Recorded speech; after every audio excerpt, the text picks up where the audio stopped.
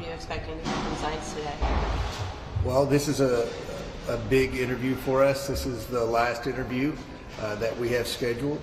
Certainly, this is, I think, one of the most, if not the most important witnesses in our investigation of President Biden's cognitive decline and the unauthorized use of the Autopen. Zients was the one who authorized the use of the Autopen, especially down the stretch in the last lame duck period of the Biden administration. According to the Merrick Garland Department of Justice, this was an excessive use of the Autopen for legal documents. We've all seen and witnessed President Biden's rapid decline. We've had a lot of witnesses come in that were supposedly in Biden's inner circle that were shielded from President Biden, especially in the last 6 months of his administration.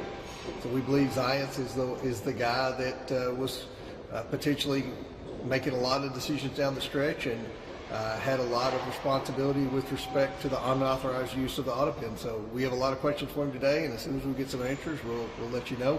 And I think you also know we have a big hearing on at the Capitol Visitor Center today with the Mayor of Washington, D.C. and all that. So the Oversight Committee staff's going to be very busy today, as well as all the members. But thank you all for being here.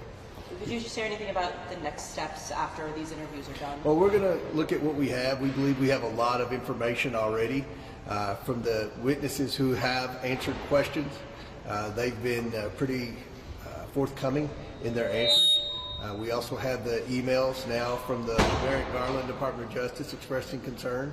We've seen Kamala Harris's book excerpt where she was very disrespectful, and we believe kind of is the example of how the entire administration treated Joe Biden when she said we should have never let Joe Biden make the decision to run for president again. Just an utter lack of respect for the president. When you have the Dr. O'Connor, come in and he asked the first question, were you ever told to lie about Joe Biden's health? And he pled the Fifth Amendment. I think it's pretty clear what the attitude was among the unnamed staffers in the Biden administration who were responsible for the excessive use of that Autopen. Quick question on that hearing that's planned for October 8th with some of the video game, social media CEOs and things like that, Valve from Steam, Discord, also Reddit. Do you have any confidence that all those people that you wanted to bring before the committee and have a discussion about the use of these social medias, like they're going to actually show up? I'm pretty confident they'll show up, and look, this isn't to embarrass them or necessarily grill them. We have a lot of questions. There appear to be a pattern of where a lot of these younger criminals were communicating on those platforms. We respect free speech in here, but obviously there are always limits, especially when it comes to criminal behavior.